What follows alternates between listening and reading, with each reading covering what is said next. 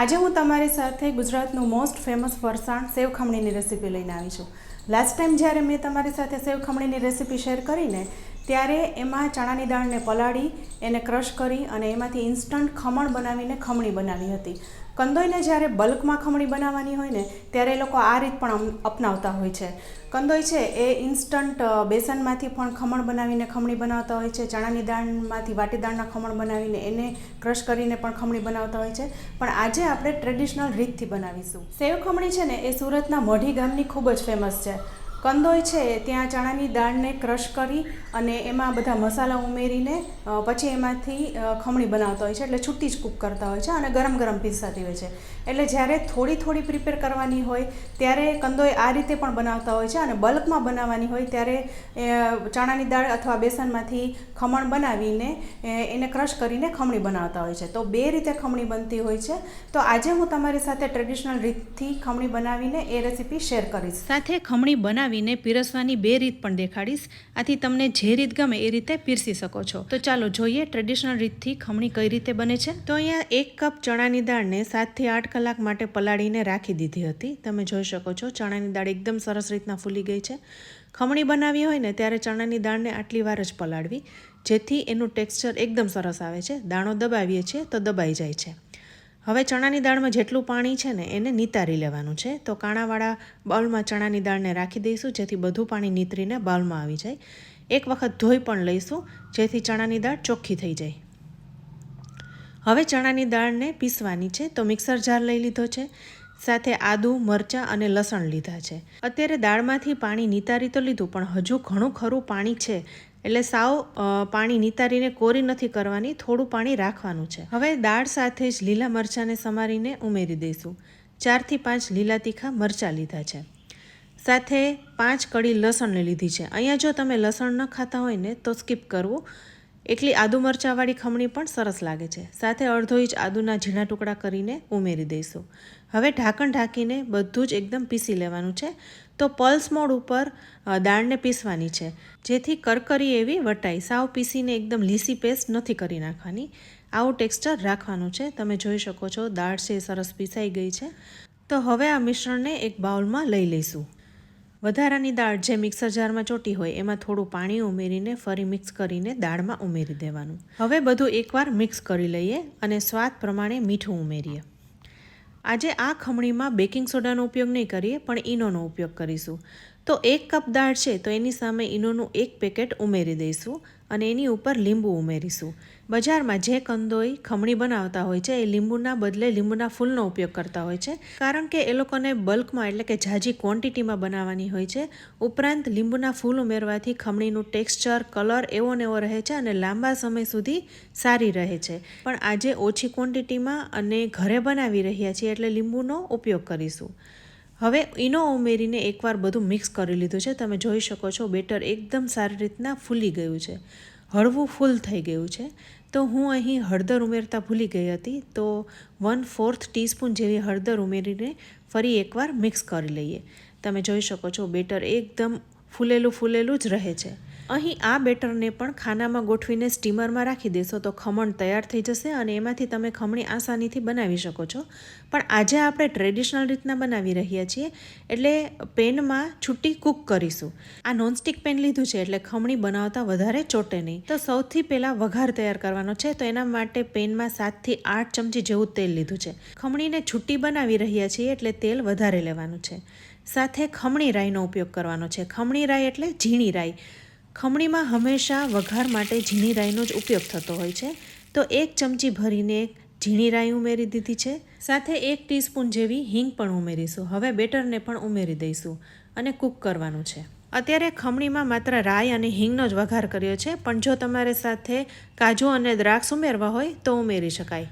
હવે બધું બેટર પેનમાં ઉમેરી દીધું છે અને એકવાર મિક્સ કરી લઈએ. સાથે ગેસની ફ્લેમ લો જ રાખવાની છે, લો ફ્લેમ ઉપર જ કૂક કરવાની છે.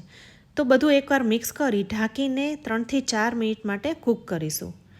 4 મિનિટ જેવો સમય થઈ ગયો છે અને તમે જોઈ શકો છો થોડી ઘણી ખમણી ફૂલી ગઈ છે અને બેટર થોડું હળવું બની ગયું છે. તો બેટરને પેનમાં ફેલાવીને ઢાંકીને રાખી દઈશું અને ફરી 3 થી 4 મિનિટ માટે કૂક કરીશું. અહીંયા ગેસની ફ્લેમ લો જ રાખવાની છે, લો ફ્લેમ ઉપર જ કૂક કરવાની છે.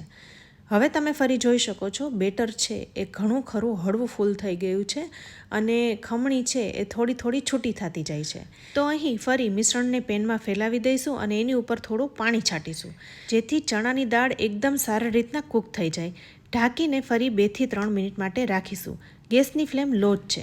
મેં વિડીયોની શરૂઆતમાં કીધું એ પ્રમાણે ખમણી છે એ 2 રીતે પીરસાતી હોય છે, એક તો ઠંડી અને એક ગરમ. જો ગરમ ખમણી પીરસવી હોય ને તો એને આ રીતે બનાવવામાં આવે છે અને ખમણીનું ટેક્સચર છે એ આવું ઢીલું જ રાખવામાં આવે છે. ખમણીને જ્યારે થોડી ક્વોન્ટિટીમાં બનાવવાની હોય, ગરમ પીરસવાની હોય ત્યારે કંદોઈ આ રીત અપનાવતા હોય છે. હવે અહીં દાળ છે ને એ પ્રોપર કૂક થઈ ગઈ છે તો છેલ્લે આપણે ખાંડ ઉમેરવાની છે. ખમણી ગળાશમાં આગળ પડતી હોય છે તો 2 થી 2.5 ચમચી જેવી ખાંડ ઉમેરી દઈશું. સાથે થોડો લીંબુનો રસ પણ ઉમેરી દઈશું. કંદોઈ જ્યારે ખમણમાંથી ખમણી બનાવે છે ને ત્યારે ખમણમાં લીંબુના ફૂલ ઉમેરેલા જ હોય છે, કારણ કે લીંબુના ફૂલથી ખમણીનું કલર, ટેક્સચર અને લાંબા સમય સુધી બગડતી નથી, એટલે એ લોકો લીંબુના ફૂલનો જ ઉપયોગ કરતા હોય છે. અને આ ગરમ ખમણીમાં લીંબુનો રસ ઉમેરવો ટોટલી ઓપ્શનલ છે, પણ આગળ પડતી ગળાશ છે એટલે ટેસ્ટ બેલેન્સ કરવા માટે થોડો લીંબુનો રસ ઉમેરીશું. હવે બધું એકવાર મિક્સ કરી લીધું છે અને ઢાંકીને માત્ર 2 થી 3 મિનિટ જ રાખીશું. ત્યાં સુધીમાં આપણે ઝીણી સેવ પણ લઈ લીધી છે. સેવ ખમણી સેવ વગર તો અધૂરી છે, તો અહીંયા મેં એકદમ નાયલોન સેવ લીધી છે. સાથે દાડમના દાણા અને કોથમીર લીધી છે.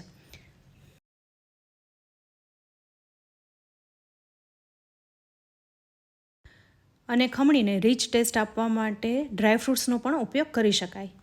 હવે 3 મિનિટ જેવો સમય થઈ ગયો છે અને તમે જોઈ શકો છો એકદમ સરસ રીતના ખમણી તૈયાર છે. તો ગેસ બંધ કરી દઈશું અને આવી જ્યારે સોફ્ટ ઢીલી હોય ને ત્યારે એને ગરમ ગરમ જ પીરસી લઈશું. ઘણીવાર ખમણીને વઘાર્યા વગર જ કૂક કરીને ઉપરથી વઘાર પણ કરવામાં આવતો હોય છે, પણ આપણે પહેલાં વઘાર કરીને ખમણી બનાવી છે. તો હવે આ ખમણીને ગરમા ગરમ પીરસી લઈશું. આ ખમણી ગરમા ગરમ જ ખવાતી હોવાથી સાથે ચટણી નથી પીરસાતી હોતી, કારણ કે એકદમ સોફ્ટ અને મોઢામાં મૂકશો ને તો તરત જ ગળે ઉતરી જાય એવું ટેક્સચર હોય છે. સાથે ખાતા જરાય કોરી પણ નહીં લાગે. હવે ખમણી પીરસી લીધી છે તો ઉપરથી ઝીણી સેવ, દાડમના દાણા અને કોથમીરથી ગાર્નિશ કરીશું. તો ટ્રેડિશનલ રીતે સેવ ખમણી તૈયાર છે. સુરતના મઢી ગામમાં આ જ રીતના ટ્રેડિશનલ રીતે ખમણી તૈયાર કરીને પીરસાતી હોય છે.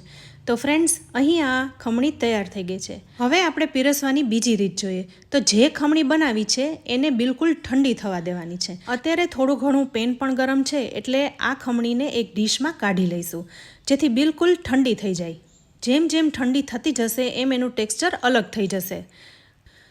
તો 10 મિનિટ આમ જ ડીશમાં રાખી મૂકશું અથવા તો પંખા નીચે રાખી દેવી. તો હવે 10 મિનિટ પછી ખમણી છે એકદમ ઠરી ગઈ છે અને તમે જોઈ શકો છો એનો એકદમ ભૂકો થવા લાગ્યો છે. પણ બજાર જેવું એકદમ એક સરખું ટેક્સચર આવે ને એટલા માટે એને ઘઉં ચાળવાના ચારણા અથવા તો કોઈ મોટા કણાવાળા ચારણાથી ચાળી લેવાની. એકદમ હળવે હાથે ચાળી લેવાની જેથી ખમણીનું ટેક્સચર છે ને એ એકદમ સરસ થઈ જશે અને બજારમાં મળતી હોય ને એવો જ દેખાવ થશે. આ ખમણી છે ને ઠંડી પીરસાતી હોય છે અને આવી રીતના ખમણ બનાવીને પણ ખમણને પણ આવી રીતના ક્રશ કરીને ખમણી બનાવાતી હોય છે.